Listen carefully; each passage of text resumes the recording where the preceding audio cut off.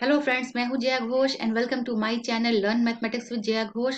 जिन students ने class 10th में basic mathematics लिया हुआ है, आज का वीडियो उनके लिए है।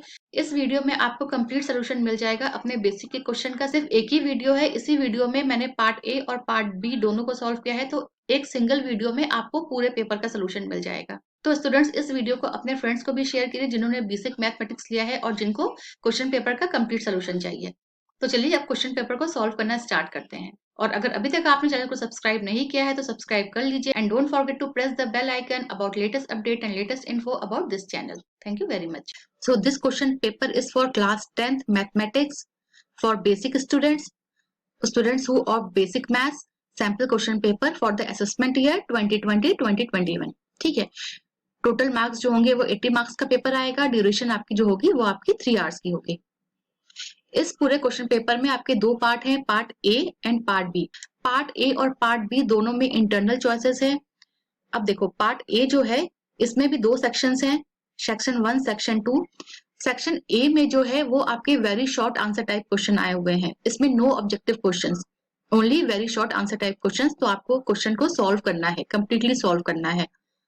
और जो सेक्शन 2 है ये आपकी केस स्टडी पे बेस्ड है।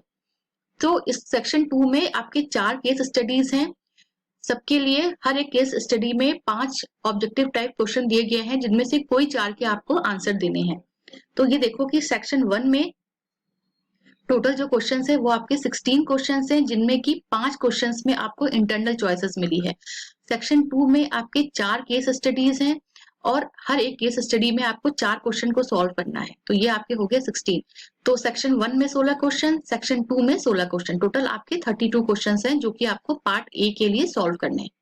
ठीक है। पहला क्वेश्चन है express 156 as the product of primes. ये आपके एनसीईआरटी बुक का ही क्वेश्चन है।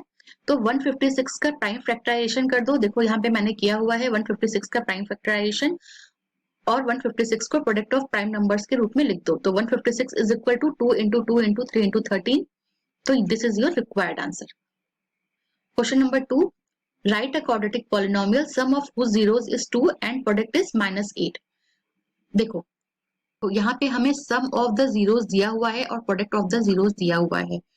So let alpha and beta with the zeros of the quadratic polynomial x। ठीक है। अल्फा प्लस बीटा की वैल्यू पता है 2, सम ऑफ जीरोस, और प्रोडक्ट ऑफ जीरोस की वैल्यू पता है -8। रिक्वायर्ड पॉलिनोमियल का जो फॉर्मूला होता है वो होता है एक्स स्क्वायर माइनस, ध्यान रखना, X square minus alpha sum of the zeros into X plus product of the zeros. तो इसी को अब फॉर्मूले में पुट करो, इसको सॉल्व करो। ये आगे कितना आएगा सॉल्व करने पर, x square minus 2x minus 8। So this is your required answer. इसमें कुछ नहीं करना था। इसमें जो रिक्वायर्ड पॉलिनोमियल है उसका जो हमेशा फॉर्मूला यही होता है, x minus sum of zeros into X plus product of zeros. इसी में बस सम ऑफ जीरोस की वैल्यू और प्रोडक्ट ऑफ जीरोस की वैल्यू को पुट कर देना है। क्वेश्चन नंबर 3, ये क्वेश्चन जो है ये आपका बहुत बार आया हुआ है क्वेश्चन पेपर में और आपकी एनसीईआरटी बुक का ही क्वेश्चन है। Given that HCF 96, 404 is 4, find the LCM of 96, 404। और इसमें आपका एक और पार्ट भी, या तो आप ये क्वेश्चन ऑप्ट करिए या तो आप ये क्वेश्चन ऑप्ट करिए। ठीक है। तो फर्स्ट पार्ट करते हैं क्वेश्चन नंबर 3 का। हमें इसमें एलसीएम निकालना है 96 एंड 404 का। फॉर्मूला यूज करेंगे LCM into HCF is equal to product of two numbers A and B. तो हमें एलसीएम निकालना है। देखो, पुट करो, प्रोडक्ट ऑफ टू नंबर्स क्या है इसमें, एक नंबर है 96 और एक नंबर है 404। तो इन दोनों नंबर्स को मल्टीप्लाई कर लिया, इसका प्रोडक्ट निकल गया। और फिर हमें एचसीएफ 96 और 404 का एचसीएफ हमें गिवन था 4 आया।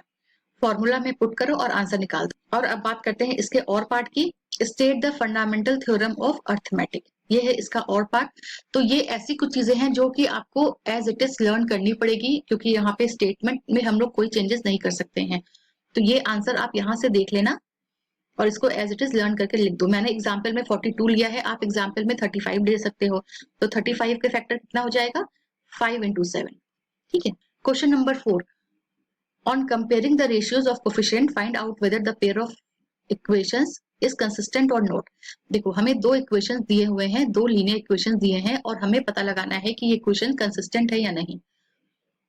तो सबसे पहले इसके लिए क्या जरूरी है कि हमें वो 3 कंडीशंस पता होनी चाहिए कि आपकी इक्वेशंस कब कंसिस्टेंट होती है और कब इनकंसिस्टेंट होती है। ठीक है, देखो a1/a2 is not equal to b1/b2। एक ये केस होता है जब आपकी इक्वेशन कंसिस्टेंट होती है, और a1/a2 is equal to b1/b2 is equal to c1/c2, ये केस होता है जब आपकी इक्वेशन कंसिस्टेंट होती है। और a1/a2 is equal to b1/b2 is not equal to c1/c2, इस केस में आपकी इक्वेशन जो होती है वो इनकंसिस्टेंट होती है।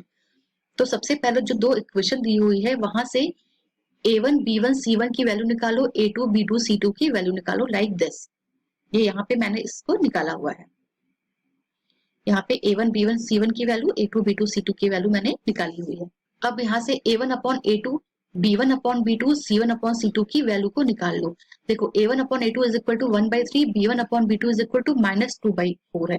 तो from the above a1/a2 not equal to b1/b2, it means तुम्हारा जो इक्वेशन होगा वो होगा कंसिस्टेंट। कहाँ से आया ये चीज, कहाँ से आई ये चीज तुम्हारी, ये जो है फर्स्ट पॉइंट, ये यहाँ से आया। If the pair of linear equations is consistent then a1/a2 is not equal to b1/b2। ठीक है, तो यहाँ से हो गया कि दोनों इक्वेशंस जो है वो कंसिस्टेंट है। Question number 5, if a and b are coprime numbers then find the HCF of a, b। देखो अगर कोई भी दो नंबर को प्राइम होते हैं तो उनका एचसीएफ हमेशा 1 होता है। को प्राइम नंबर क्या होता है, coprime number 2, 3, this is your coprime number. 7, 11, this is your coprime number. तो 2 और 3 का अगर हम एचसीएफ निकालेंगे तो इसका एचसीएफ 1 आएगा। 7 और 11 का भी एचसीएफ जो होगा वो हमारा 1 आएगा। ठीक है, तो कोई भी दो प्रोप्राइम नंबर के जो एचसीएफ होते हैं वो हमेशा 1 होता है। This is your theoretical question, और ये क्वेश्चन भी आपकी बुक का क्वेश्चन है। क्वेश्चन नंबर 6, क्वेश्चन नंबर 6 में भी आपको चॉइस दी हुई है।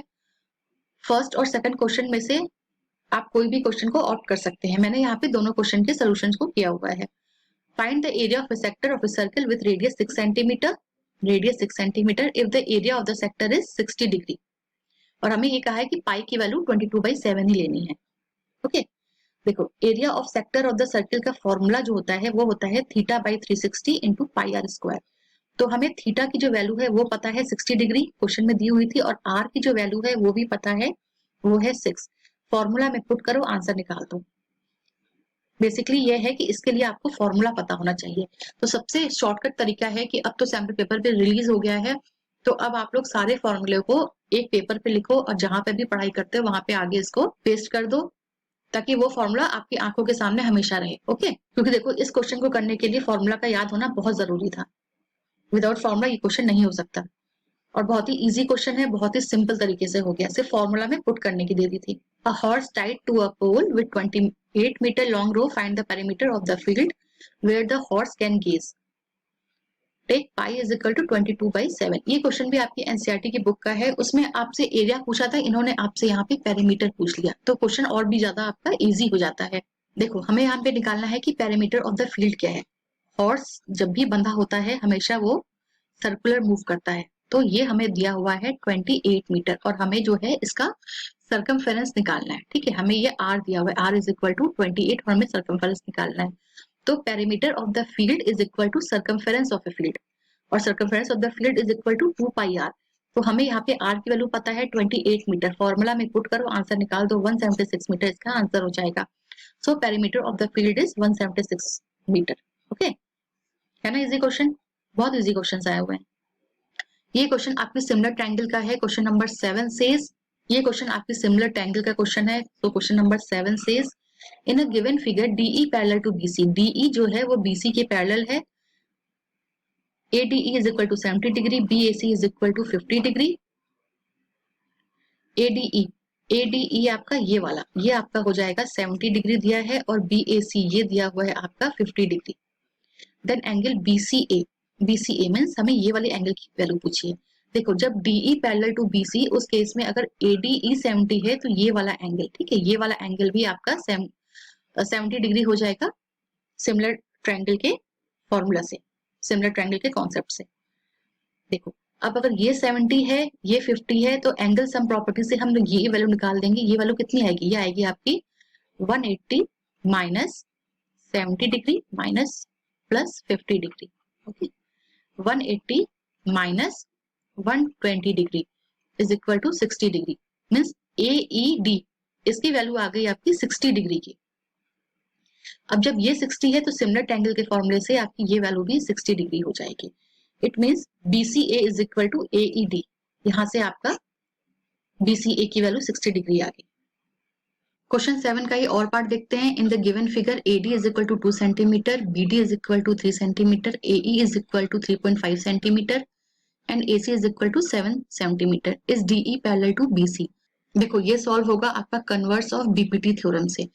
If DE parallel to BC तो उस केस में क्या होता है, AD upon BD, AD upon BD is equal to AE upon EC। हमें पता है AC हमें यहाँ पे पूरा गिवन है, AC गिवन है हमें 7 सेंटीमीटर, ठीक है, और हमें AE पता है 3.5 सेंटीमीटर। तो AC यहाँ पे EC की वैल्यू भी निकल जाएगी, कितनी होगी 7 माइनस 3.5, तो ये हो जाएगी आपकी 3.5 सेंटीमीटर। ओके, देखो मैंने यहाँ पे यही निकाला है। हमें यहाँ पे AD पता है, BD पता है, AE पता है और अब हमें EC भी पता हो गया है। तो इसको फॉर्मूला में पुट कर दो, AD upon BD is equal to AE upon EC। अगर वैल्यूज इक्वल आती है तो हमारा जो होगा DE पैरेलल टू BC हो जाएगा। 2 upon 3 is equal to 3.5 but it is not equal to 2 upon 3 it's not equal to 1। तो इट मीन्स क्या हुआ कि DE जो है वो BC के पैरेलल नहीं होगा, क्योंकि जो हमारी वैल्यू है AD upon BD is not equal to AE upon EC। Okay, number 8, the cost of fencing a circular field at the rate of 24 per metre is 5280। Find the radius of the field. तो हमें यहाँ पे total cost of fencing पता है और cost of fencing पर metre पता है, तो यहाँ से हमें टोटल लेंथ निकल जाएगी। डिवाइड कर दो, टोटल लेंथ आ गई हमारी 220 मीटर। तो सर्कुलर फील्ड की जो टोटल पेरीमीटर था वो आ गया हमारा 220 मीटर। ठीक है, पेरीमीटर जो है वो 220 मीटर है। इट मीन जो सर्कमफेरेंस है वो 220 मीटर है। सर्कमफेरेंस का फॉर्मूला कितना होता है, 2 पाई आर होता है। 2 pi r is equal to 220 metre. इसको पूरे को सॉल्व करोगे, यहाँ से हमें रेडियस की वैल्यू निकल जाएगी। सो रेडियस की वैल्यू आएगी R is equal to 35 metre. Okay, question कहीं पे भी समझ में नहीं आ रहा हो, कहीं पर भी सोल्यूशन में प्रॉब्लम हो, आप मुझसे कमेंट बॉक्स में कमेंट करके पूछ सकते हैं। Question number 9 says a tree breaks due to storm and the broken part bends so that the top of the tree touches the ground where it makes an angle of 30 degree। देखो ये AC एक tree था, point B से ये broke हो गया और फिर ये ग्राउंड पे पॉइंट D पे आके टच करता है, जहां पे कि ये 30 डिग्री का एंगल बनाता है। टॉप ऑफ द ट्री जो है वो ग्राउंड के साथ 30 डिग्री का एंगल बनाता है और फुट ऑफ द ट्री और जहां पे ये एंगल बना है उसका जो डिस्टेंस है वो हमारा 8 मीटर है। ठीक है, देखो foot of the tree and the point where the top touches the ground is 8 metre. Find the height of the tree from where it is broken. हमें ये हाइट चाहिए थी, हमें BC की हाइट चाहिए थी जहां से ये ट्री टूटा हुआ है। सिंपल है, tan C की फॉर्मूला लगा दो। tan C क्या होता है, tan थीटा का फॉर्मूला होता है परपेंडिकुलर अपॉन बेस। हमें परपेंडिकुलर जो है वो BC है और बेस जो है वो CD है। tan थीटा की वैल्यू 1/√3, BC तो हमें निकालनी है और CD हमें दिया हुआ है 8। देखो BC की वैल्यू यहाँ से आ जाएगी 8/√3। हम लोग डिनोमिनेटर में √3 नहीं रखते हैं तो इसको फर्दर भी सॉल्व कर सकते हैं। वैसे आंसर इसमें भी आपको फुल मार्क्स मिल जाएंगे। तो √3 इंटू √3, यहाँ से √3 से ऊपर नीचे मल्टीप्लाई कर दो, आंसर कितना आएगा 8√3/3। ये भी आपका आंसर हो गया। ये आंसर लिख दो या ये आंसर लिख दो, दोनों आंसर ही आपके सही है। Okay, question number 10, if the parameter and the area of the circle are numerically equal then find the radius of the circle. देखो पैरामीटर ऑफ द सर्किल क्या होता है 2 पाई आर और एरिया ऑफ द सर्किल कितना होता है पाई are square. वो कह रहा है कि दोनों को इक्वल कर दो, तो 2 pi r is equal to pi are square. यहाँ से देखो पाई से पाई कैंसिल आउट हो जाएगा, एक आर से एक आर कैंसिल हो गया। ठीक है, तो कितना बचा, आर इज इक्वल टू 2 बचा। तो so radius of the circle is 2। This is your answer. Question number 11, what is the empirical relationship among mean, median and mode. ये क्वेश्चन भी आपकी बुक का है। तो क्या होता है formula, mode is equal to 3 median minus 2 mean. ये आपका थ्योरेटिकल क्वेश्चन है ये और आपको पता होना चाहिए। तो इसको बाय हार्ट लर्न कर लो, ये भी प्रीवियस ईयर क्वेश्चन पेपर में आए हुए हैं ये questions. Now move on to question 12। To divide a line segment BC internally in the ratio 3:5 we draw a ray BX। ठीक है, एक लाइन सेगमेंट है BC और एक रे ये, एक ये। BC को हमें डिवाइड करना है 3:5 के रेशियो में, और CPX जो है वो हमारा बन रहा है acute angle. What will be the minimum number of points to be located at the equal distances on the ray BX? तो मिनिमम नंबर ऑफ पॉइंट क्या होते हैं, जो रेशियो दिया होता है इसी का सम होता है। ठीक है, तो सम क्या होगा, m+n। सिंपल कर दो, जो भी आता है, जो रेशियो दिया होता है मिनिमम नंबर ऑफ पॉइंट, हमें इस लाइन को उतने ही पार्ट में डिवाइड करना होता है, ये होता है इसका फॉर्मूला। तो m+n is equal to 3 + 5 is equal to 8. So this is your answer. Question number 13. For what values of b does the pair of equations 4x plus by plus 8 is equal to 0 and 2x plus 2y plus 2 is equal to 0 has a unique solution? देखो, unique solution के लिए जो condition होती है वो होती है a1/a2 is not equal to b1/b2। तो पहले जो दो इक्वेशन दिया हुआ है, यहाँ से a1 b1 c1, a2 b2 c2 की वैल्यू निकालो, a1/a2 और b1/b2 को पुट करके देखो, यहाँ से सॉल्व करके p की वैल्यू निकालो, तो हमें क्या मिला, p की वैल्यू 4 नहीं हो सकती। तो p की वैल्यू आपकी कुछ भी हो सकती है एक्सेप्ट 4, फॉर विच जो ये आपके इक्वेशन दिए हुए हैं उनके यूनिक सोल्यूशन होंगे, बस p की वैल्यू आपकी 4 नहीं हो सकती। ओके, सिंपल था, a1/a2 b1/b2 में वैल्यू पुट करो, वहां से p की वैल्यू निकाल दो, देखो p की वैल्यू क्या आ रही है, और p की value is not equal to 4, it means p की वैल्यू 4 के अलावा कुछ भी हो सकती है। इस क्वेश्चन में और पार्ट भी था, और पार्ट देखते हैं इस क्वेश्चन का। What type of straight lines will be represented by the system of equation this and this. देखो, यहाँ पे दो लीनियर इक्वेशंस दिए हुए हैं, सेम यहाँ पे दोनों इक्वेशन से a1 b1 c1, a2 b2 c2 की वैल्यू निकाल दो, और उसके बाद फिर a1/a2 b1/b2 और c1/c2 की वैल्यू निकालो। और जो हमने इन तीन कंडीशंस की बात की थी, देखो कि ये कंडीशंस कहाँ पे सेटिस्फाई हो रहा है। a1/a2 की वैल्यू जो आई है वो 2.4 आई है, b1/b2 की वैल्यू 2.4 मीन्स 1/2, तो मीन्स ये आपकी हो गई 1/2। तो a1/a2 इज इक्वल टू 1/2 हो गया, b1/b2 भी आपका 1/2 हो गया, c1/c2 जो है वो 5/7 है। तो from the above a1/a2 is equal to b1/b2 is not equal to c1/c2। और ये केस कहाँ पे आता है, ये केस आता है आपका पैरेलल लाइंस के लिए। इट मीन्स जो दो लाइन के इक्वेशन दिए हुए थे वो लाइन आपस में पैरेलल है। ठीक है, so this is your solution. Question number 14. A bag contains 3 red balls and 5 black balls. A ball is drawn at random from the bag. What is the probability that the ball drawn is red? ये question तो बहुत easy है, NCERT की book का question है। Total number of balls कितने हैं यहाँ पे, 3 + 5, तो टोटल नंबर ऑफ बॉल्स 8 हो गया। नंबर ऑफ रेड बॉल्स कितने हैं, 3 है। रिक्वायर्ड प्रोबेबिलिटी क्या होती है, number of event upon total number of outcomes. ठीक है, नंबर ऑफ इवेंट कितने हैं, 3 है, and total number of outcomes 8 है, तो कितना हो जाएगा 3/8। This is your required answer. इस क्वेश्चन में और पार्ट भी था। A die is thrown once, what is the probability of getting a prime number. देखो, अगर कोई भी डाई होता है उसमें कितने आउटकम होते हैं, किसी भी डाई में हम लोग 6 आउटकम होते हैं, 1 2 3 4 5 6, तो टोटल नंबर ऑफ आउटकम कितने हो गए, 6 हो गए। और प्राइम नंबर देखो यहाँ पे क्या है, 2 है, 3 है और 5 है, तो प्राइम नंबर आपकी 3 हो गया। तो यहाँ पे नंबर ऑफ इवेंट जो है वो भी 3 है, तो 3/6 total number of event upon total number of outcome.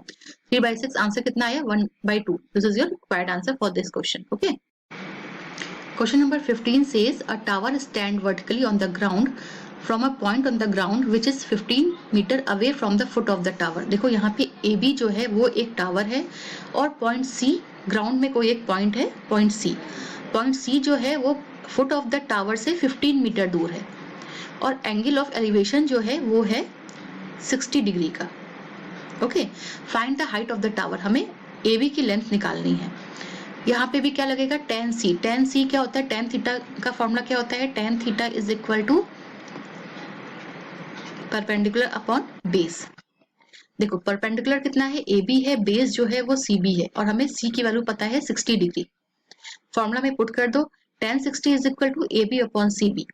A B को इन्होंने एस से रिप्रेजेंट किया है, सी बी की वैल्यू है 15, 1060 होता है √3। By cross multiplication h is equal to 15 √3, तो हाइट ऑफ द टावर कितना आ गया 15 √3 metre. Okay, so this is your required answer.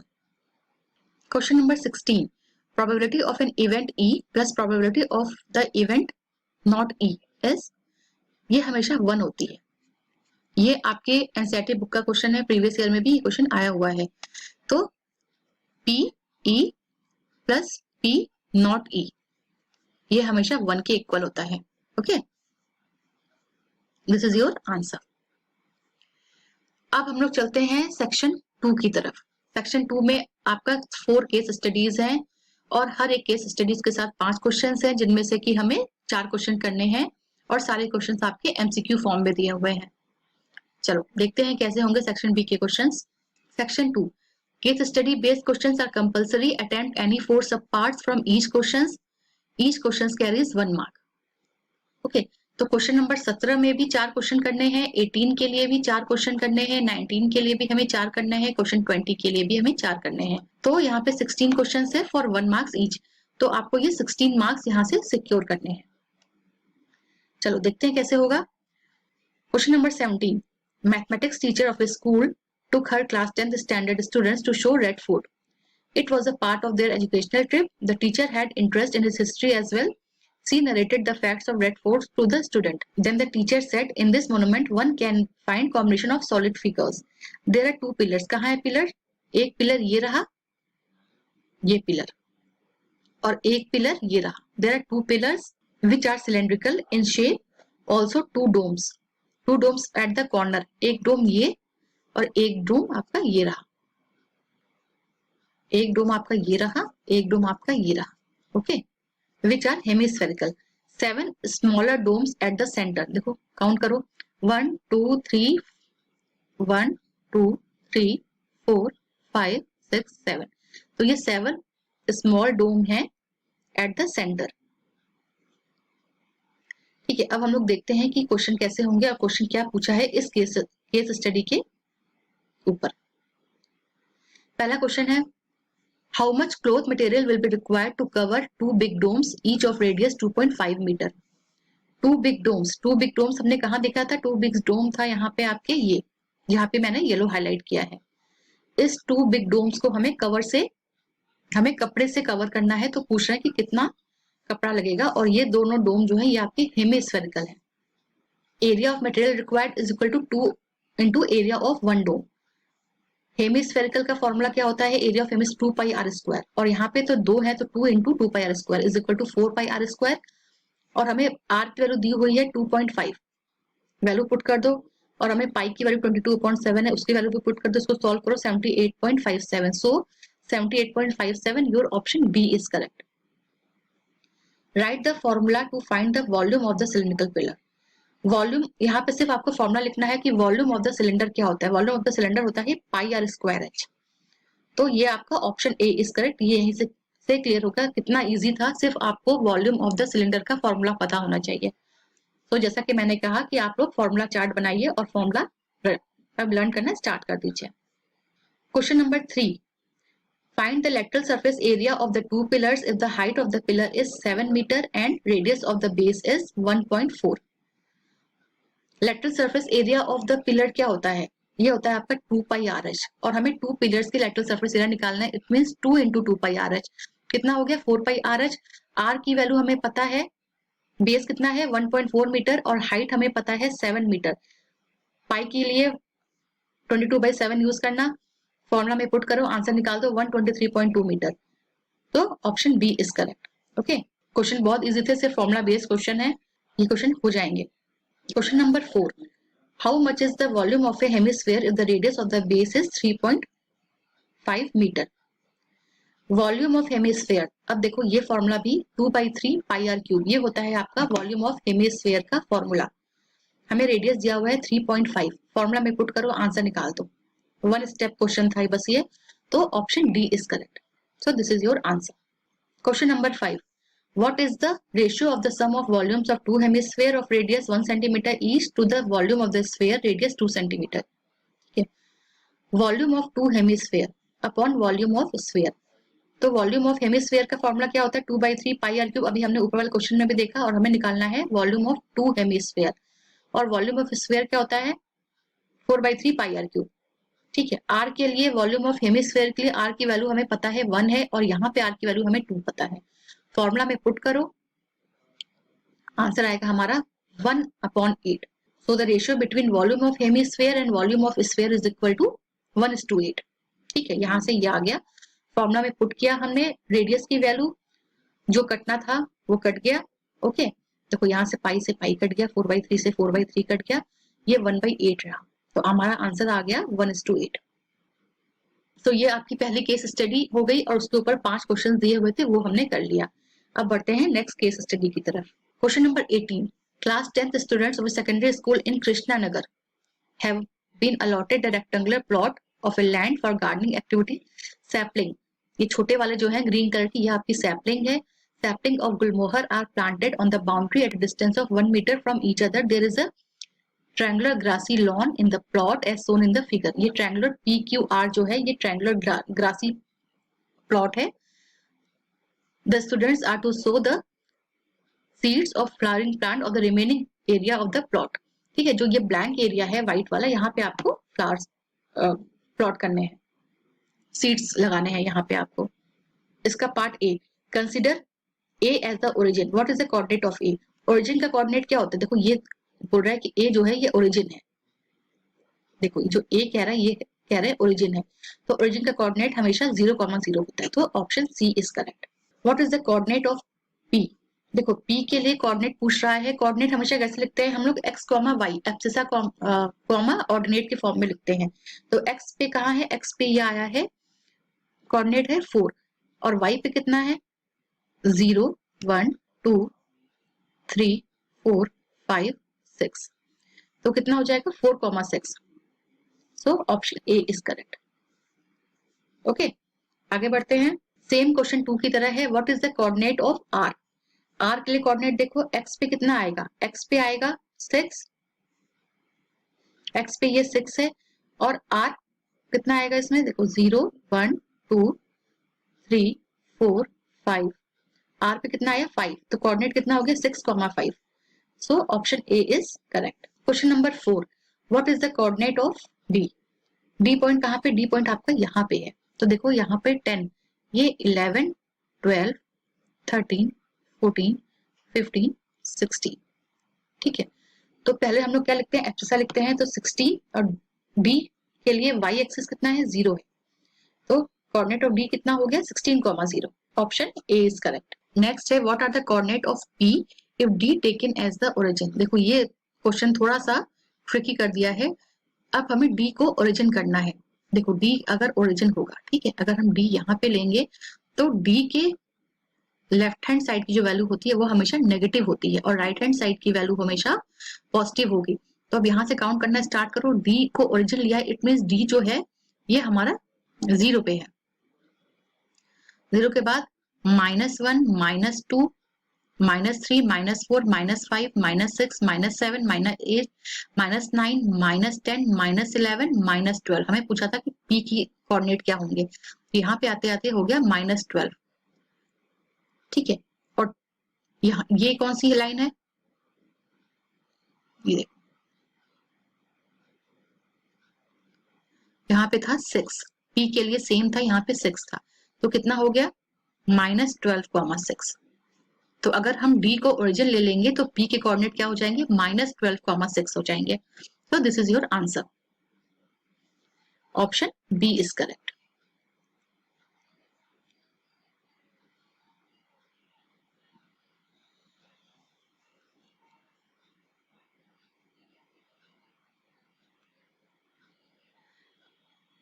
Second last case study, question number 19.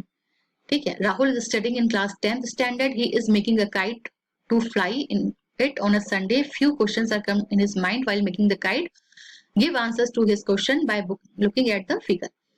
Rahul tied the sticks at which angles to each other? देखो यहाँ पे जो sticks है वो देख के लग रहा है कि आपस में परपेंडिकुलर है। It means perpendicular means 90 degree. So sticks जो होंगे वो 90 डिग्री के एंगल पे होंगे। Okay, so option C is correct. Question number 2 says, which is the correct similarity criteria applicable for the similar triangles at the upper part of this kite? तो upper part of this kite क्या है? ये वाला kite है, ये वाला जो portion है ये आपका upper part of this kite है, और यहाँ पे दो ट्रायंगल बने हुए हैं, सिमिलर ट्रायंगल। वो पूछ रहा है कि इसमें कौन सा क्राइटेरिया एप्लीकेबल हुआ है। देखो ये जो एंगल है ये 90 डिग्री का एंगल है, और 90 डिग्री का एंगल जहां पर भी सिमिलर ट्रायंगल में आता है वहां पे RHS क्राइटेरिया फॉलो होता है। तो similarity criteria is RHS। Option A is correct. Okay, आगे बढ़ते हैं।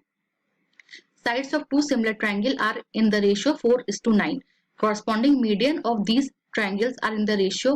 देखो जब कभी भी दो सिमिलर ट्रायंगल होते हैं तो उनके साइड्स का जो रेशियो होता है वही उनके एंगल्स का रेशियो होता है, वही उनके मीडियन का रेशियो होता है। तो हमेशा सिमिलर ट्रायंगल में रेशियो हमेशा सेम होता है। तो यहाँ पूछा है कॉरस्पॉन्डिंग मीडियन का रेशियो कितना होगा, तो जो रेशियो साइड्स में है वही रेशियो कॉरस्पॉन्डिंग मीडियंस में भी होगा। It means option B is correct. Corresponding median का जो रेशियो होगा वो 4:9 का ही होगा। ठीक है, so option B is correct. Question number 4, in a triangle if the square of one side is equal to the sum of the squares of the other two side। देखो एक ट्रायंगल में वो कह रहे हैं कि स्क्वायर ऑफ वन साइड, ये triangle है ABC, square of one side AC square is equal to sum of the other two sides, sum of the square of the other two sides, AB square plus BC square. ये कहाँ पे applicable होता है? ये हमेशा Pythagoras के लिए true होता है। It means option A is correct. ठीक है, question number 5, what is the area of the kite formed by two perpendicular sticks of the length 6 centimetre and 8 centimetre. यहाँ पर जो काइट है उसका शेप ऑब्जर्व करो। काइट का जो शेप है वो आपका रोम्बस का शेप है काइट का। ठीक है, और एरिया ऑफ रोम्बस का जो फॉर्मूला होता है वो होता है half into D1 into D2, where D1 and D2 are the diagonals of the rhombus. देखो यहाँ पे ये क्या है, हाफ D1 D2, और एक D1 की वैल्यू पता है 6 और सेकंड D2 की वैल्यू पता है 8 सेंटीमीटर। फॉर्मूला में पुट कर दो, वेरी सिंपल, आंसर 24 सेंटीमीटर। तो area of the kite is 24 centimetre. Option C is correct. Okay, now question number 20, last case study. Section 2 का जो लास्ट केस स्टडी है वो क्वेश्चन नंबर 20 है। चलो इसको भी अब देख लेते हैं। Due to heavy storm, electric wire go bent as shown in the figure. It followed a mathematical shape. Answer the following questions. देखो जो वायर था वो इस शेप में आ गया, इट मीन्स यू शेप में आ गया। ठीक है, और यू शेप जो होता है उसको हम लोग बोलते हैं पैराबोला। तो ये आपको लर्न करना पड़ेगा कि जब भी आपको यू शेप देगा तो ये हमेशा पैराबोला का शेप होता है। ये वर्ड आप अपने क्लास 10th के चैप्टर 2 में भी ये फिगर दिया हुआ है, वहां से भी आप देख सकते हैं कि ऐसे शेप को पैराबोला बोलते हैं। So option D is correct. Question number 2, how many zeros are there for the polynomial of shape of the wire. देखो हमें जीरोस पता करने हैं। ये क्वेश्चन हम जीरो कैसे पता करते हैं, जहां जहां पर यू शेप जो है एक्स एक्सिस को कट कर रहा है वो हमारे जीरोस हो जाते हैं।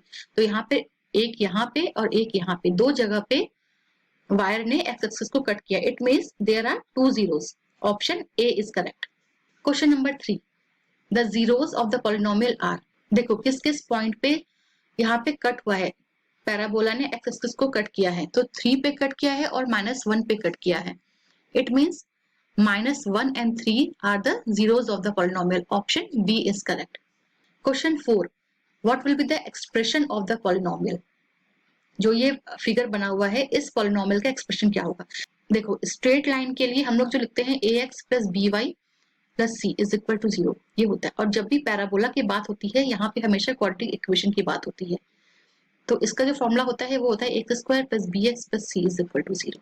ओके, तो सेम है यहाँ पे। हमें ऊपर के क्वेश्चन से हमें पता है कि इसके जो जीरोस हैं वो हैं -1 and 3। Sum of the zeros कितना हो जाएगा, -1 + 3 2, और प्रोडक्ट ऑफ जीरोस कितना हो जाएगा, -1 × 3 -3।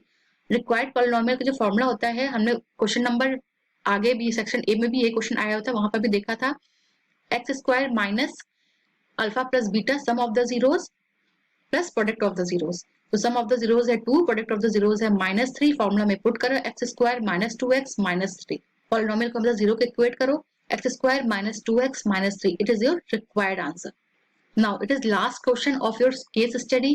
What is the value of the polynomial if x is equal to 1। तो हमें रिक्वायर्ड पॉलिनोमियल क्या मिली थी, ये मिली थी x square minus 2x minus 3।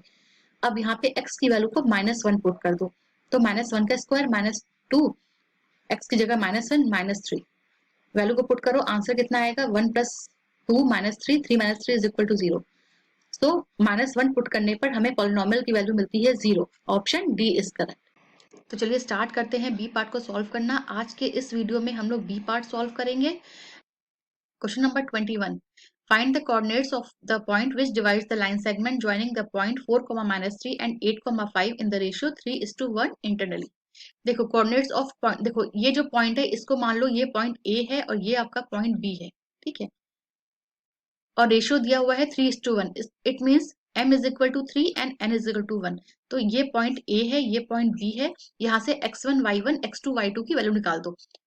ये x1 हो गया और ये y1 हो गया। 8 is x2 and y is 5 2। Formula क्या होता है इंटरनल रेशियो के लिए, x is equal to mx2 plus nx1 whole upon m plus n and y is equal to my2 plus ny1 whole upon m plus n। तो यहाँ से हमें x और y की वैल्यू मिल जाएगी, और x और y की वैल्यू मिलके तो हमें कोऑर्डिनेट मिल जाएगा, ठीक है। तो जो हमने यहाँ पे लिखा हुआ है पॉइंट गिवन है, वहां से x1 y1 x2 y2 की वैल्यू निकाल लो। मैंने यहाँ पे निकाला हुआ है ऑलरेडी, इसको फॉर्मूला में पुट कर दो। x is equal to 28/4 and y is equal to 12/4। तो रिक्वायर्ड कोऑर्डिनेट कितना हो गया हमारा 7,3। This is your required coordinate. ये तो पूछा था हमसे कि find the coordinate of the point, तो पॉइंट का कोऑर्डिनेट क्या हुआ 7,3 हुआ। क्वेश्चन नंबर 21 में और पार्ट भी है। Find the relation between x and y such that the point x, y is equidistance from the point 7, 1 and 3, 5। देखो एक ये पॉइंट है और एक ये पॉइंट है। इस पॉइंट को P सपोज कर लो, इस पॉइंट को Q सपोज कर लो, और ये आपका हो गया S। तो पॉइंट P जो है जिसका कोऑर्डिनेट x, y है, वो Q और S से इक्विडिस्टेंट है। इक्विडिस्टेंट मतलब ये वाली लेंथ PQ और PS लेंथ आपस में इक्वल होंगी। तो जब लेंथ इक्वल है तो यहाँ पे क्या लगेगा, यहाँ पे आपका लग जाएगा डिस्टेंस फॉर्मूला। ये भी कोऑर्डिनेट ज्योमेट्री का क्वेश्चन है। डिस्टेंस फॉर्मूला क्या होता है, डिस्टेंस फॉर्मूला देखो x2 माइनस x1 का whole square plus y2 minus y1 का होल स्क्वायर, ये होता है आपका डिस्टेंस फॉर्मूला। अब PQ में लगाओ डिस्टेंस फॉर्मूला, PS में डिस्टेंस फॉर्मूला लगाओ और दोनों को इक्वेट करवा दो। इक्वेट कराने पर क्या हुआ, इक्वेट कराने पे हमें ये इक्वेशन मिलती है। स्क्वायरिंग बोथ द स्क्वायरिंग करने पे क्या होता है कि रूट का सिंबल जो होता है वो हट जाता है, ठीक है। अब रूट का सिंबल हट गया तो हमें ये मिल गया। अब इसको आप लोग easily a minus b whole square का फॉर्मूला लगा दो। क्या होता है a square minus 2ab plus b square. इस फॉर्मूले से पूरे इक्वेशन को ओपन कर दो, जो करता है उसको काट लो और सॉल्व कर दो। तो हमें यहाँ से मिला था x minus y is equal to 2, और हमें यही तो चाहिए था। हमने पूछा था कि व्हाट इज द रिलेशन, तो x minus y is equal to 2, this is our required relation. Question number 22, figure दी हुई है। If LM parallel to CB and LN parallel to CD, prove that AM upon MB is equal to AN upon ND। ये आपकी question आपकी book में है और बहुत ही इजी क्वेश्चन है, 2 नंबर के लिए बहुत इजी क्वेश्चन है ये। देखो बाय बीपीटी थ्योरम क्या होती है कि अगर LM पैरेलल टू BC, इस ट्रायंगल में देखना, ट्रायंगल ABC में, ठीक है, LM पैरेलल टू BC, ये लाइन अगर LM जो है वो BC के पैरेलल होती है, उस केस में AM upon AB is equal to AL upon AC। देखो यहाँ पे मैंने ये लिखा है कि इन ट्रायंगल ABC के लिए। सिमिलरली ट्रायंगल ADC में भी वही अप्लाई करो। ADC के लिए क्या दिया हुआ था कि NL पैरेलल टू DC, ये गिवन है हमें, ठीक है। यहाँ पे भी वही अप्लाई कर दो, AN upon AD is equal to AL upon AC। यहाँ पर भी वही अप्लाई हो जाएगा। एंड फ्रॉम इक्वेशन 1 एंड 2, देखो यहाँ पे RHS सेम है, इक्वेशन 1 का RHS और इक्वेशन 2 का RHS दोनों सेम है, और अगर RHS सेम होते हैं तो उनके LHS भी सेम हो जाते हैं। तो from equation 1 and 2 AM upon AB is equal to AN upon AD, यही तो हमें प्रूफ करना था। So this is your required proof. Simple था, बीपीटी थ्योरम से ये इजिली हो गया, सिर्फ थ्योरम अप्लाई करनी थी इसमें। Question number 23, a quadrilateral ABCD is drawn to circumscribe a circle, prove that AB plus CD is equal to AD plus BC। देखो रूल क्या होता है कि अगर किसी भी एक्सटर्नल पॉइंट से हम लोग किसी भी सर्किल के ऊपर अगर टेंजेंट ड्रॉ करते हैं तो दोनों टेंजेंट आपस में इक्वल लेंथ के होते हैं। तो यहाँ पे भी वही सेम कॉन्सेप्ट अप्लाई हुआ है। तो यहाँ पे देखो पॉइंट ए, ये मान लो कि point A, point B, point C और पॉइंट डी जो है वो एक्सटर्नल पॉइंट है और वहां से हमने टेंजेंट ड्रॉ किया है। टेंजेंट ड्रॉ किया है तो क्या हो जाएगा, A S is equal to AP. ये देखो यहाँ से सेम एक्सटर्नल पॉइंट बी से BP is equal to B Q, external point C से C R is equal to C Q and D R is equal to D S. अब LHS और RHS को add कर दो। Adding equation 1 2 3 4, चार equation मिली थी, चार इक्वेशन के एलएचएस को एक साथ ऐड करो और आरएचएस को एक साथ ऐड करो। ये हमने एलएचएस ऐड कर दिया, ये हमने आरएचएस को ऐड कर दिया। अब देखो एपी प्लस बीपी इनको एक साथ ले लो और सीआर और डीआर को एक साथ ले लो। सिमिलरली एएस और डीएस को एक साथ ले लेते हैं और बीक्यू और सीक्यू को एक साथ ले लो। ठीक है, तो AP plus BP is equal to AB और सीआर और DR is equal to CD. Similarly AS और डीएस एडी हो गया और बीक्यू सीक्यू बीसी हो गया। तो हमें ये तो प्रूफ करना था। So this is your required answer. आप लोग यहाँ से सोल्यूशन का स्क्रीनशॉट भी ले सकते हैं और स्क्रीनशॉट लेने के बाद आप उस सोल्यूशन को देख सकते हैं। ठीक है, क्वेश्चन नंबर 24, ये क्वेश्चन आपका कंस्ट्रक्शन का क्वेश्चन है। Draw a line segment of length 7.8 centimetre, divided it into 5:8, measure the two parts. तो इस क्वेश्चन में क्या करेंगे, एक लाइन सेगमेंट ड्रॉ करेंगे और उसके कितने पार्ट करेंगे, 13 पार्ट करेंगे।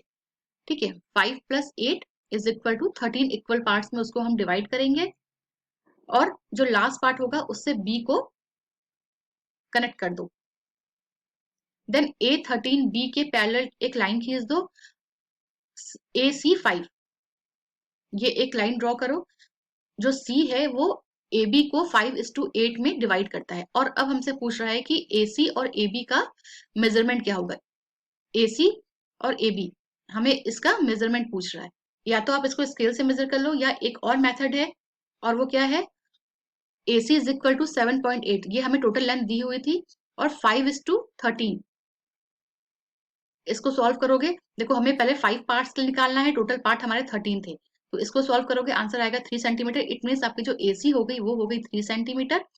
सिमिलरली हमें अब BC निकालना है, 7.8 टोटल लेंथ थी, इसको 8 पार्ट के लिए निकालो, 8/13, इसको सॉल्व करो आंसर आएगा 4.8 सेंटीमीटर।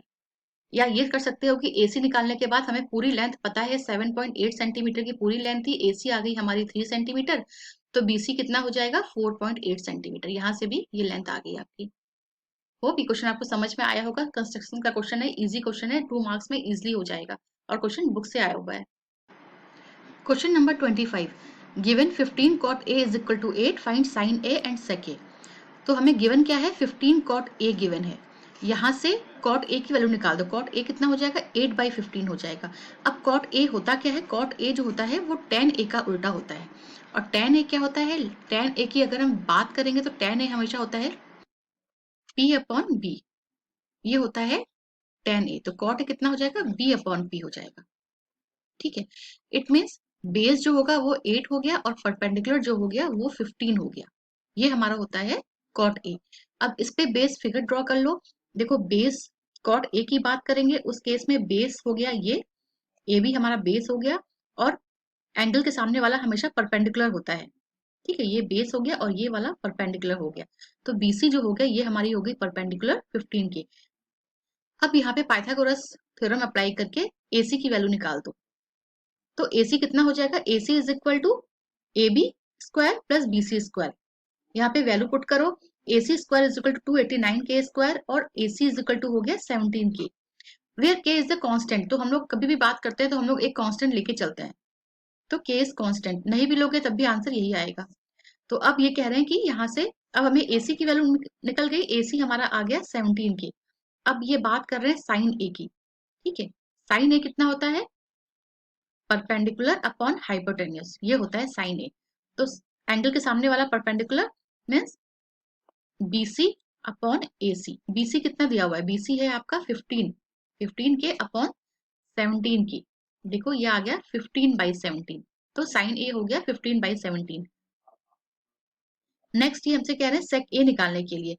सेक ए क्या होता है, सेक ए होता है हमारा कॉस ए का उल्टा, और कॉस क्या होता है, कॉस होता है बेस अपॉन हाइपोटेनस, तो ये कितना हो जाएगा, हाइपोटेनस अपॉन बेस हो जाएगा। ठीक है, AC अपॉन बेस कितना है, बेस है हमारा AB, 17k अपॉन 8k, ये कितना हो गया 17/8 हो गया। तो this is your required answer. सेके और साइन ए की वैल्यू हमने यहाँ से निकाल दी। क्वेश्चन नंबर 25 में और पार्ट भी था, तो और पार्ट देख लेते हैं। हमें फिगर दिया हुआ है और बोला है find tan p minus cot r। देखो सबसे पहले तो पाइथागोरस थ्योरम से ये जो क्यू आर है इसकी साइड निकाल दो। इसकी साइड कैसे निकलेगी, P R square is equal to P Q square plus Q R square. ठीक है, फॉर्मूला में पुट करो, क्यू आर स्क्वायर की वैल्यू आएगी 25y square, so that Q R is equal to 5। तो ये क्यू आर हो गया 5 centimetre. Now find tan p। tan p कितना होता है, tan p अगर हम p एंगल की बात करेंगे उस केस में p के सामने वाला परपेंडिकुलर साइड PQ जो होगी ये आपकी बेस हो जाएगी। तो tan p होता है परपेंडिकुलर अपॉन बेस। तो परपेंडिकुलर कितना है यहाँ पे 5, बेस कितना है 12, तो tan p की वैल्यू आ गई 5/12। अब देखो अब ये कह रहे हैं cot r। r एंगल अगर हम यूज करते हैं उस केस में r के सामने वाला परपेंडिकुलर हो जाएगा और ये वाला हो जाएगी आपकी बेस। cot r कितना हो जाएगा b/p, और उसके लिए बेस क्या है, बेस है हमारा Q R upon P Q. Q R की वैल्यू कितनी है 5, पी क्यू की वैल्यू है 12। अब पूछा है कि find tan p minus Q R, दोनों को माइनस कर दो, 5/12 माइनस 5/12, 5/12 माइनस 5/12 आंसर आएगा 0। ठीक है, this is your required answer. Complete question का स्क्रीनशॉट यहाँ से ले सकते हो, तो स्क्रीनशॉट ले लेना और क्वेश्चन को समझ लेना। Okay, question number 26, how many terms of the AP 9, 17, 25 must be taken to give a sum 636। देखो हमें यहाँ पे एक एपी सीरीज दी हुई है और हमें सम दिया हुआ है। तो एपी सीरीज से हमें a मिल जाएगा, a is equal to 9, d निकल जाएगा, d क्या होता है a2 minus a1, 17 minus 9, 17 minus 9 is equal to 8, और हमें सम दिया हुआ है, सम ऑफ n टर्म्स दिए हुए हैं और हमें वही n को फाइंड करना है, कितने नंबर का सम जो होगा वो 636 होगा। तो ये होता है हमारा formula Sn is equal to n/2 2a plus n minus 1 into d. यहाँ से a की वैल्यू पुट कर देना, d की वैल्यू पुट कर देना और सम। देखो बस एक ही वेरिएबल तो रह गया, n की वैल्यू निकालनी है। फॉर्मूला में पुट करने के बाद इसको सॉल्व करो, एक क्वाड्रेटिक इक्वेशन मिलेगा। क्वाड्रेटिक इक्वेशन को कैसे सॉल्व करते हैं इसका वीडियो मैंने अलग से बनाया हुआ है, वहां से देख लेना।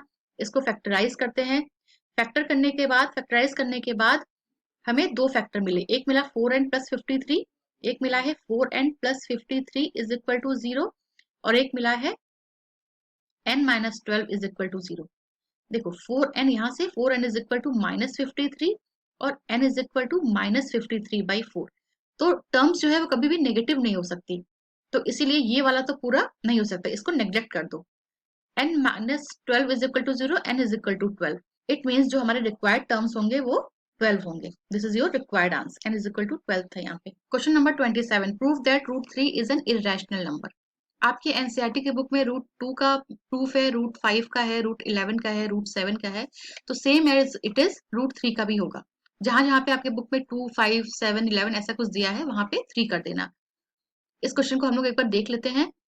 हमें प्रूफ करना है √3 इज एन इरेशनल नंबर, तो उसके लिए सबसे पहले ये मान लो कि √3 is a rational number. Contradiction proof करते हैं हम लोग, ये हमने अज्यूम कर लिया। तो रैशनल नंबर को क्या लिखते हैं, a/b के फॉर्म में लिखते हैं। ठीक है, where b is not equal to 0 और a और b के कोई भी और फैक्टर्स नहीं होंगे अदर देन 1। ठीक है, ये एक कंडीशन साथ में चलती है।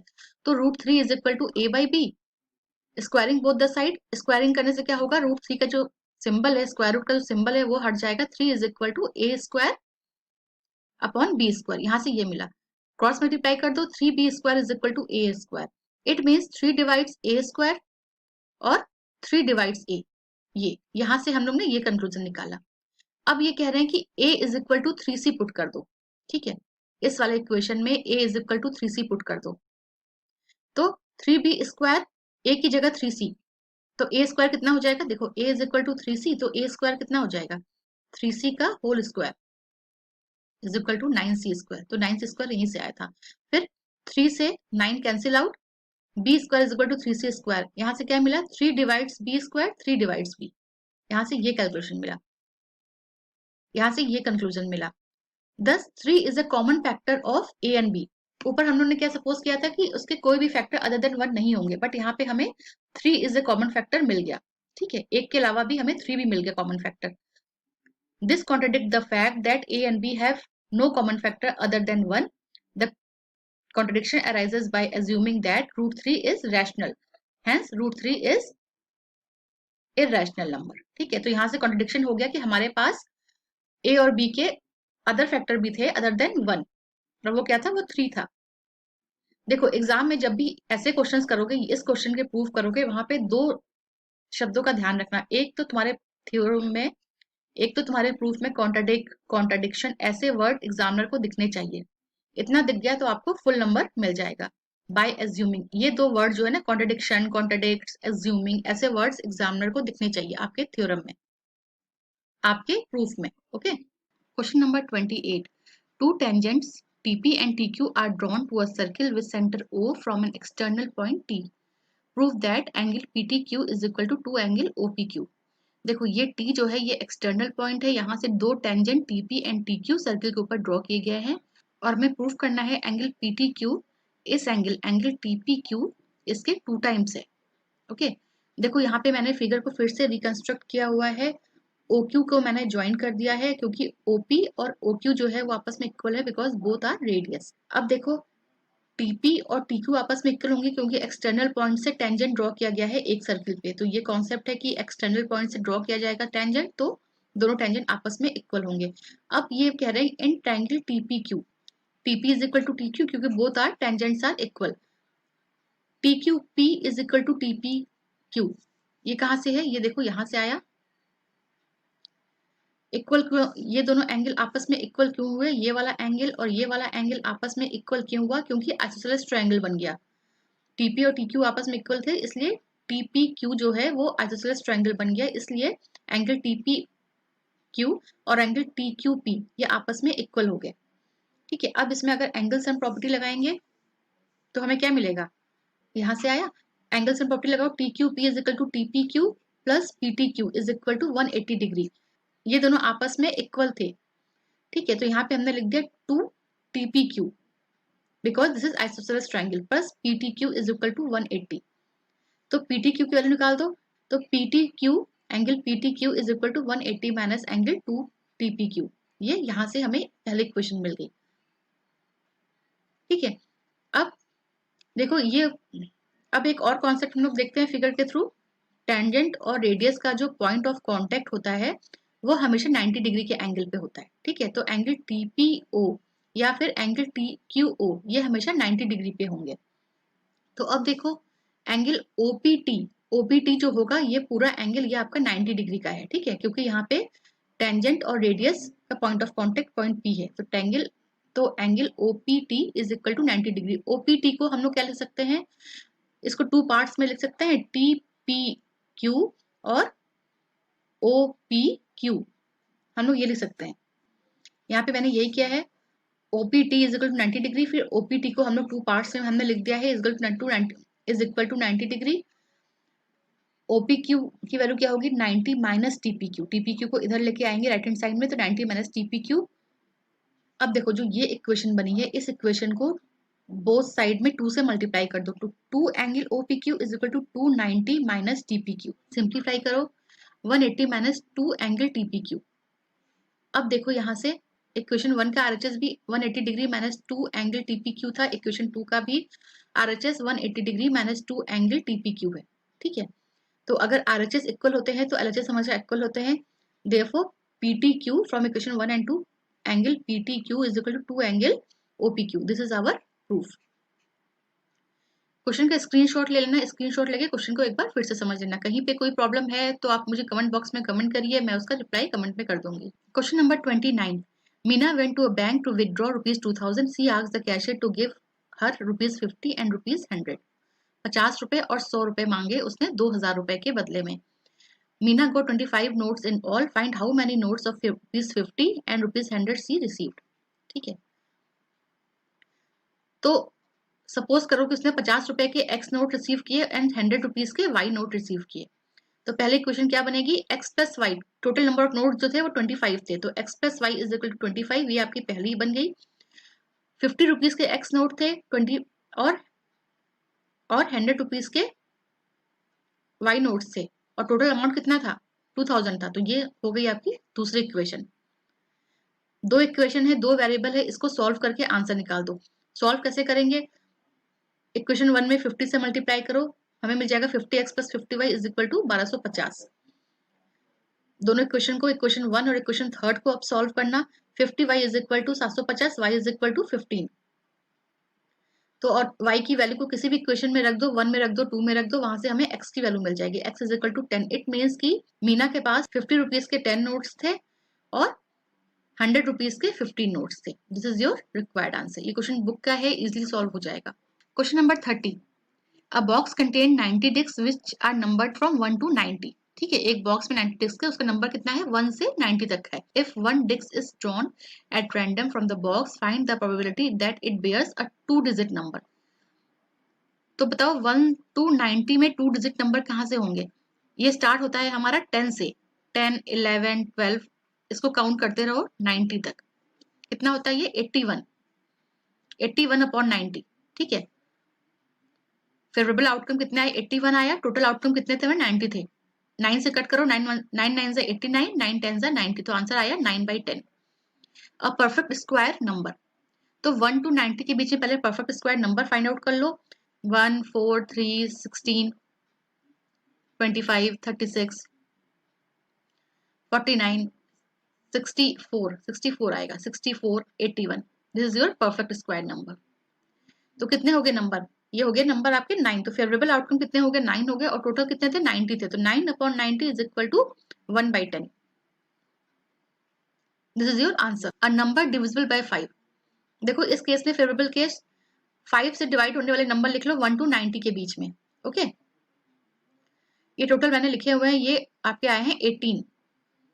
तो फेवरेबल आउटकम कितना हो गया 18 हो गया। टोटल आउटकम कितने थे 90 थे, 18/90, 18 5 90 होता है, तो ये आ गया आपका 1/5। This is your required answer. Hope ये क्वेश्चन आपको समझ में आया होगा। आगे बढ़ते हैं। क्वेश्चन नंबर 30 में आपका और पार्ट भी है, और पार्ट बहुत ही ईजी है, तो मेरी एडवाइस है कि आप अगर ऐसे क्वेश्चन आते हैं तो और पार्ट को ही ऑप्ट करना। दोनों में से कोई भी कर सकते हो जो आपको ईजी लगे। One card is drawn from a well shuffled deck of 52 card, find the probability of a king of red colour. एक कार्ड की गड्डी में कितने रेड कलर होते हैं, a king of red colour. तो जो ये डायमंड का सिंबल होता है वो आपका रेड कलर का होता है, और हार्ट का जो सिंबल होता है वो आपका रेड कलर में होता है हमेशा। तो दो आपके हो गए किंग, दो रेड कलर के किंग हो गए, तो 2/52। ठीक है, 1/26। This is your required answer.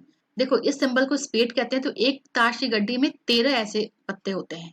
ठीक है, 13 ऐसे कार्ड होते हैं, तो 13/52 कट करोगे 1/4। This is your required answer. Spade आने की प्रोबेबिलिटी जो है वो 1/4 है। A queen of diamonds. Third में हमें निकालना है what is the probability of a queen of diamonds. देखो एक कार्ड के डेक में 4 तरह के क्वींस होते हैं। ठीक है, और हमें निकालना है क्वीन ऑफ डायमंड। तो क्वीन ऑफ डायमंड आपका सिर्फ एक ही होता है, तो कितना होगा 1/52। This is your required answer. 4 अलग अलग तरह के क्वींस होते हैं जिसमें कि 1/52 एक ही ऐसा क्वीन होता है जो कि डायमंड के लिए क्वीन होता है। So required probability is 1/52। Number of favourable outcome 1 था और टोटल नंबर ऑफ कार्ड्स कितने थे 52 थे। ठीक है, तो ये आपका हो गया 1/52। This is your required answer. मैंने यहाँ पे सॉल्व कर दिया, यहाँ से देख लेना। Metallic sphere of radius 6 centimetre, 8 centimetre, 10 centimetre respectively are melted to form a solid sphere. Find the radius of the resulting sphere. देखो 3 मेटेलिक स्फीयर थे जिनका की रेडियस 6 8 एंड 10 सेंटीमीटर रिस्पेक्टिवली था। मेल्ट किया मतलब कि अब हम उसके वॉल्यूम की बात करें, जहां पर भी मेल्टेड वर्ड आएगा ना हमेशा वॉल्यूम की बात करेंगे। तीनों को मेल्ट करो, मेल्ट करने के बाद एक बड़ा सा स्फीयर बन जाएगा। तीनों स्मॉल स्फीयर को मेल्ट करके एक बड़ा सा स्फीयर बना दो, और अब हमें पूछ रहा है कि उस जो बड़ा वाला स्फीयर बना है उसका रेडियस क्या होगा। तो देखो 4/3 पाई r1³ पहले का रेडियस r1, दूसरे का रेडियस r2, तीसरे का रेडियस r3, और जो बड़े वाले का रेडियस हो गया वो कैपिटल R हो गया। 4/3 पाई तीनों में से कॉमन आ जाएगा, और 4/3 पाई आपके RHS में भी था, तो यहां से ये कैंसिल आउट हो गया। r1³ plus r2³ plus r3³ is equal to r³। r1 r2 r3 की हमें वैल्यू पता है। ठीक है, 6³ प्लस 8³ प्लस 10³, इसको सॉल्व करो। 6 का क्यूब होता है 216, 8 का क्यूब होता है 512 एंड 10 का क्यूब होता है 1000। टोटल कितना हो गया 1728, और 28 का क्यूब रूट निकालो, इससे हमें r की वैल्यू मिल जाएगी। तो r इज इक्वल टू 12। तो बड़े वाले का जो रेडियस आया वो आया 12 centimetre. So your required answer is 12 centimetre. जो बड़े वाले स्फीयर का रेडियस होगा वो होगा 12 सेंटीमीटर। क्वेश्चन नंबर 32, ये क्वेश्चन आपके ट्रिग्नोमेट्री का है और थोड़ा ट्रिकी क्वेश्चन है ये। चलिए स्टार्ट करते हैं क्वेश्चन नंबर 32 को प्रूव करना। Prove that sin a minus cos a plus 1 upon sin a plus cos a minus 1 is equal to 1 upon sec a minus tan a। तो हमें ये प्रूव करना है। LHS से स्टार्ट करते हुए RHS की तरफ बढ़ो, ठीक है। तो ये रहा हमारा LHS। LHS गिवन था sin a minus cos a plus 1 whole upon sin a plus cos a minus 1, ठीक है। तो हमने क्या किया, LHS में न्यूमरेटर और डिनोमिनेटर दोनों में cos a से डिवाइड कर दिया। तो sin a को sin upon cos a minus cos a upon cos a plus 1 upon cos a whole upon sin a upon cos a plus cos a upon cos a minus 1 upon cos a। sin upon cos a क्या होता है, tan a होता है, और 1 upon cos a क्या होता है, sec a होता है, ठीक है। तो यहाँ से tan a minus 1 plus sec a, tan a plus 1 minus sec a, इतना आ गया। ये जो ये आई है, ये फ्रैक्शन, ये रैशनल नंबर जो आया है, इसी के न्यूमरेटर और डिनोमिनेटर में tan a minus sec a से मल्टीप्लाई कर दो, ऊपर नीचे मल्टीप्लाई कर दो। देखो कुछ तो आप लोगों को एफर्ट लेने पड़ेंगे कि क्या करें, कहाँ से क्या करें कि हमें रिक्वायर्ड आरएचएस मिल जाए। और ये चीज प्रैक्टिस से आती है, ट्रिग्नोमेट्री में तो ये चीज प्रैक्टिस से ही आती है। तो उसको मल्टीप्लाई कर दिया तो ये वाला पोर्शन था tan a plus sec a, tan a minus sec a क्या होता है, ये a plus b, a minus b is equal to a square minus b square, ठीक है। तो कितना हो गया ये tan square a minus sec square a, और ये जो माइनस 1 था, माइनस 1 को tan a minus sec a से फिर मल्टीप्लाई करो तो minus tan a plus sec a, sign change हो गया sec a के आगे वाला, तो ये प्लस sec a, और जो नीचे वाला डिनोमिनेटर है इसको एज इट इज रहने देना, ठीक है। अब देखो यहाँ पे मैंने फॉर्मूला, बेसिक फॉर्मूला यूज किया है, हमने पढ़ा है 1 plus tan square a is equal to sec square a। तो tan square a minus sec square a is equal to minus 1, ये जो माइनस 1 है वो उठ के इधर आ गया और sec स्क्वायर जो है वो इधर चला गया था, ठीक है। तो tan square a minus sec square a is equal to minus 1। अब देखो tan square a minus sec square a की जगह पे माइनस 1 को हम लोग पुट करेंगे, ये माइनस 1 यहाँ पे पुट किया और minus tan a plus sec a। नीचे वाले में जो था वो वहां से माइनस 1 को कॉमन ले लो, तो माइनस 1 कॉमन ले लिए तो क्या मिला हमें, minus tan a plus sec a into tan a minus sec a, ठीक है। समझ में आ रहा है इतना, minus tan a plus sec a, ये minus tan a plus sec a minus 1, ठीक है। ये पूरा ऊपर वाला जो था तुम्हारा न्यूमरेटर वो डिनोमिनेटर के इस टर्म से पूरा कैंसिल आउट हो गया, minus 1 upon tan a minus sec a। अब नेगेटिव को हटाने के लिए नेगेटिव से मल्टीप्लाई कर दो तो कितना होगा, 1 upon sec a minus tan a। This is your proof, this is your RHS. हम लोगों ने एलएचएस से स्टार्ट किया और आरएचएस की तरफ बढ़े हैं, ओके। और एक बार खुद से प्रूफ करने की कोशिश करना, ओके। आगे बढ़ते हैं। Question number 33, a motor boat whose speed is in still water is 18 km per hour takes 1 hour more to go to 24 km upstream than to return downstream to the same spot. Find the speed of the stream। देखो motor boat की जो speed है still water में वो है 18 kilometre per our. 24 kilometre up stream में जाने के लिए उसको 1 घंटा अधिक लगता है, ठीक है। और किससे अधिक लगता है, डाउन स्ट्रीम में आने के लिए, डाउन स्ट्रीम में पानी का बहाव ज्यादा होता है, तो अप स्ट्रीम में उसको बहाव के विपरीत जब वो चल रहा है तो उसको 1 घंटा अधिक टाइम लग रहा है। Find the speed of the stream, हमें जो धार है उसकी स्पीड निकालनी है। देखो मैंने यहाँ पे सॉल्व किया हुआ है, given speed of the boat in still water is 18 kilometre per hour. Let the speed of the stream be x, हमें एक्स से तो निकालनी थी, एक्स की वैल्यू निकालनी हुई है। Speed of the boat up stream क्या होता है, speed of the boat in still water minus speed of the stream, इसको लिख दिया।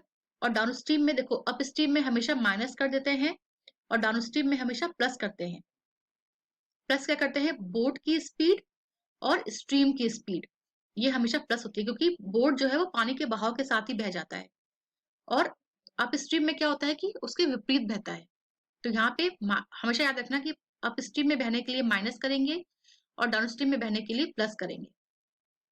और अकॉर्डिंग टू द क्वेश्चन क्या था, time of the upstream of the journey is equal to time for downstream journey plus 1 hour, 1 hour उसको extra लगे थे। अब देखो इसी टाइम को इन्होंने डिस्टेंस, ये पता है ना, speed is equal to distance upon time, तो टाइम कितना हो जाएगा, टाइम हो जाएगा डिस्टेंस अपॉन स्पीड, ओके। तो distance covered upstream upon speed of the boat upstream, distance covered downstream upon speed of the boat downstream plus 1 our.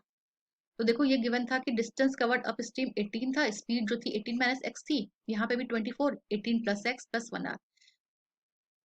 अब ये आपका इक्वेशन बन गया, लीनियर इक्वेशन बन गया। इस linear equation को आप लोग सॉल्व कर लो। यहाँ पे मैंने सॉल्व किया हुआ है, एलसीएम लेके सॉल्व कर लो। उसके बाद फिर आपको क्वाड्रेटिक इक्वेशन मिल जाएगा, क्वाड्रेटिक इक्वेशन को फैक्टराइज कर लेना। स्क्रीनशॉट लेके आप लोग इसका सोल्यूशन देख सकते हो, ठीक है। यहाँ से हमें दो फैक्टर मिले, x plus 54, x minus 6। x plus 54 is equal to 0, x is equal to minus 54। तो जो स्पीड है वो कभी भी नेगेटिव नहीं हो सकती। So x is equal to 6, this is our answer. Speed of the stream is 6 kilometre per hour, this is our answer. इस क्वेश्चन में और पार्ट भी था, और पार्ट ज्यादा इजी है। वैसे दोनों क्वेश्चन ही आपके बुक के क्वेश्चन है, अगर एनसीईआरटी अच्छे से की है तो आप दोनों क्वेश्चन को अटेम्प्ट कर सकते हैं। Find two consecutive odd positive integers sum of whose square is 290। हमें two consecutive odd positive integers निकालने हैं। एक अगर x होगा तो दूसरा कितना होगा, x प्लस 2 होगा, और इनका जो स्क्वायर का सम है वो है 290। तो जो इक्वेशन बनेगी वो क्या बनेगी, x square plus x plus 2 का whole square is equal to 290। ये हमारी इक्वेशन बनेगी। ये इक्वेशन बनी है। इस इक्वेशन को क्वाड्रेटिक इक्वेशन के फॉर्मूले से सॉल्व कर लो तो हमें यहाँ पे दो चीजें मिलेंगी, x minus 11 is equal to 0, x plus 13 is equal to 0। तो यहाँ से ये देखो x इज इक्वल टू 11 और x is equal to minus 13। तो वैल्यू जो है वो कभी नेगेटिव नहीं हो सकती, इसलिए हम लोग x इज इक्वल टू 11 लेंगे। अब जब एक नंबर आपका 11 हो गया तो दूसरा नंबर क्या होगा, कॉन्सेक्यूटिव ऑड नंबर दूसरा नंबर क्या होगा, 13 हो गया। 11 and 13 is your answer. Okay. Question number 34. The angle of depression of the top and bottom of a 8-meter tall building from the top of a multi-storied building are 30 degree and 45 degree respectively. Find the length of the multi-storied building and the distance between the two buildings. Okay, देखो एक ये building दिया हुआ है AB जिसकी length है 8 metre, और इसके टॉप पे खड़े होकर एंगल ऑफ एलिवेशन बनता है 30 डिग्री का, और बॉटम पे खड़े होकर बनता है 45 डिग्री का, ठीक है। और ये आपका जो है EC, ये आपकी जो है वो मल्टी स्टोरीड बिल्डिंग थी। मल्टी स्टोरी बिल्डिंग आपकी ईसी थी, और एबी जो थी वो आपकी 8 मीटर टॉल बिल्डिंग थी। तो हमसे ये पूछ रहा है कि find the height of the multi storey building. It means हमें ईसी की हाइट चाहिए, हमें टोटल ईसी की हाइट निकालनी है, और जो बीसी है हमें वो चाहिए, दोनों बिल्डिंग के बीच का डिस्टेंस चाहिए बीसी, हमें वो चाहिए, ठीक है। चलो देखते हैं क्वेश्चन कैसे होगा। जो बिल्डिंग की हाइट थी वो थी 8 मीटर, मल्टी स्टोरी बिल्डिंग की हाइट कितनी हो गई, 8 प्लस वाई। 8 प्लस वाई कहाँ से आया, ये देखो यहाँ से आया था 8 और प्लस इसके ऊपर y, इन दोनों को हम ऐड कर देंगे तो हमें मल्टी स्टोरी बिल्डिंग की हाइट निकल जाएगी।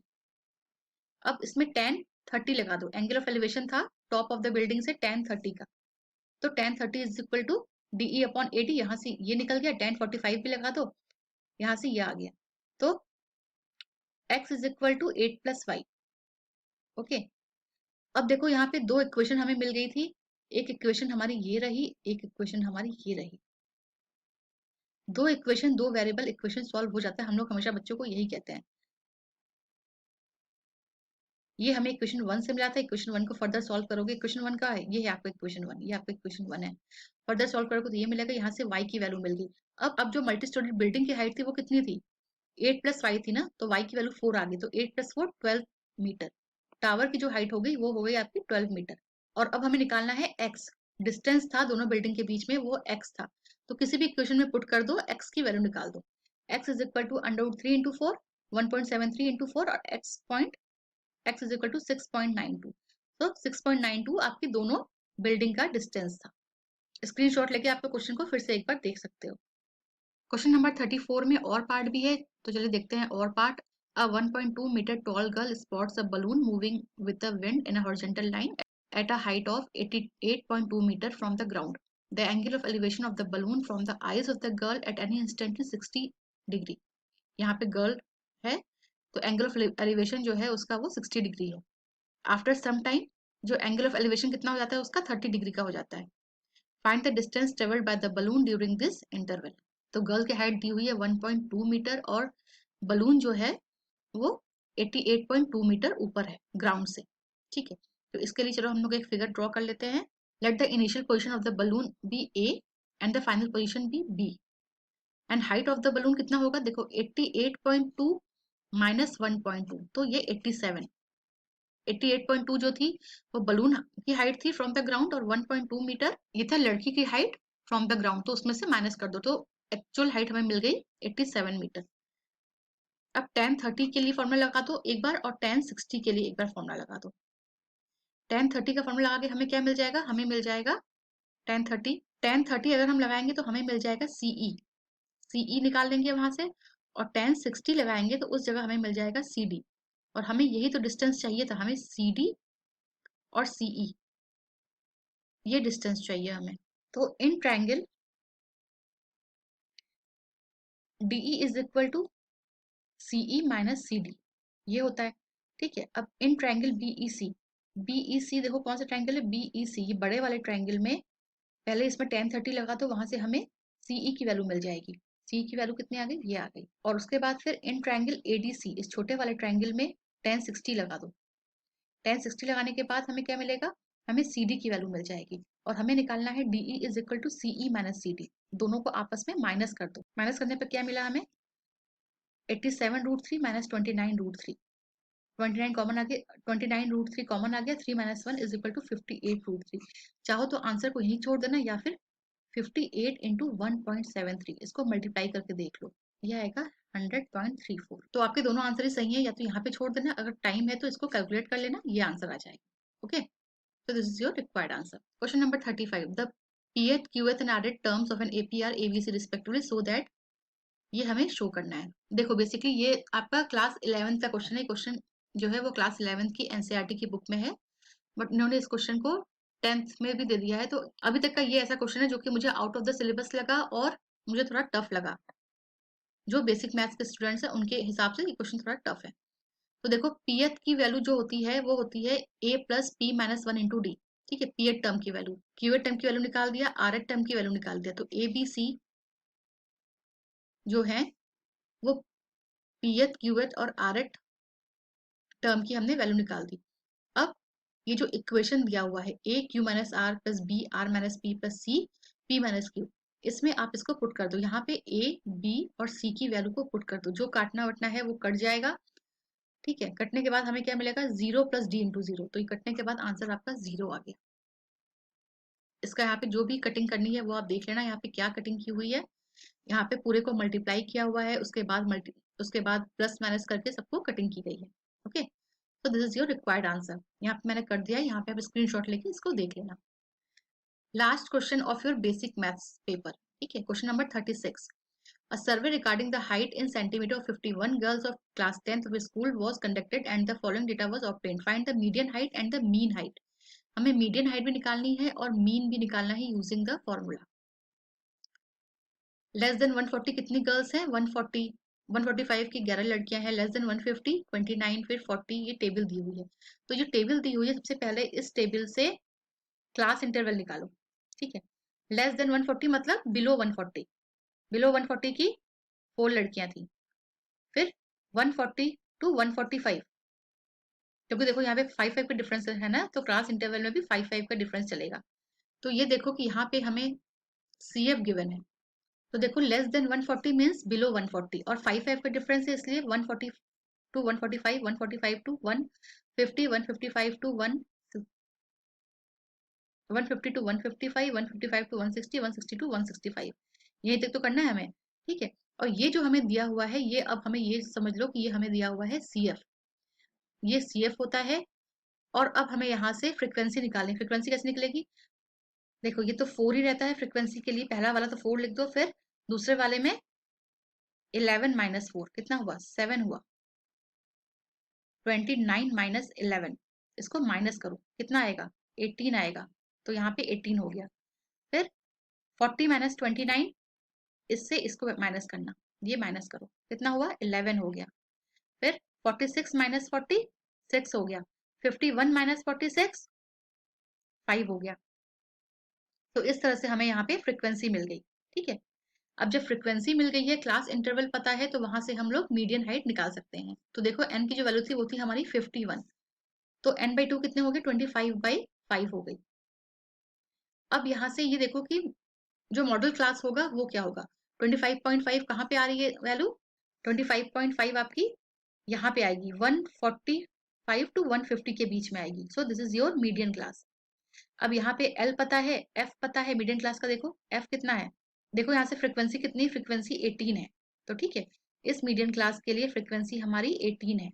तो l 145, f 18, f is equal to 11, उसके नीचे वाला जो है वो 11 हो गया, और जो इंटरवल था क्लास इंटरवल वो 5 का है। मीडियन का फॉर्मूला लगा दो, l plus n by two minus f whole upon f into h. ठीक है, जो भी है सब कुछ फॉर्मूले में पुट करो, आंसर निकाल दो 149.03। This is your median height. अब वो हमसे पूछ रहा है कि मीन क्या होगा। अब मीन निकालने के लिए फॉर्मूला क्या होता है, याद है मीन के लिए फॉर्मूला क्या होता है, summation of f x upon summation of F. तो हमने एफ तो निकाला ही हुआ था, फ्रिक्वेंसी निकाली हुई है हमने, इसको ऐड करेंगे तो आंसर 51 आ गया। अब देखो एक्स क्या होता है, एक्स क्या होता है, यहां से निकालना स्टार्ट करो। 142 145 दोनों को ऐड करो, 2 से डिवाइड कर दो, ये 142 आया। दोनों को ऐड करो, 145 प्लस 150 ऐड करो, डिवाइडेड बाय 2 कर दो, 147। इस तरह से इसको करते जाओगे, ये आंसर आया। ठीक है, समय 5 का डिफरेंस है ना, तो इसको भी 5 से माइनस कर दो। दिस इज योर एक्स हो गया। दोनों को मल्टीप्लाई करो, अब एफ और एक्स को आपस में मल्टीप्लाई करो तो ये आएगा, और then summation of f x, सबको ऐड कर देना तो आंसर ये आएगा। और मीन का फॉर्मूला क्या होता है, mean is equal to f x upon f. इसको डिवाइड करो तो आंसर आ गया हमारा 149.75। This is your mean height. तो मीडियन हाइट थी 149.03 और मीन हाइट आई 149.75। So now this is your required answer. So this is all about part b. जहां पर भी क्वेश्चन समझ में नहीं आया है आप मुझे कमेंट बॉक्स में कमेंट करके पूछ सकते हैं। मिलते हैं नेक्स्ट वीडियो में। Till then take care and thanks for watching this video.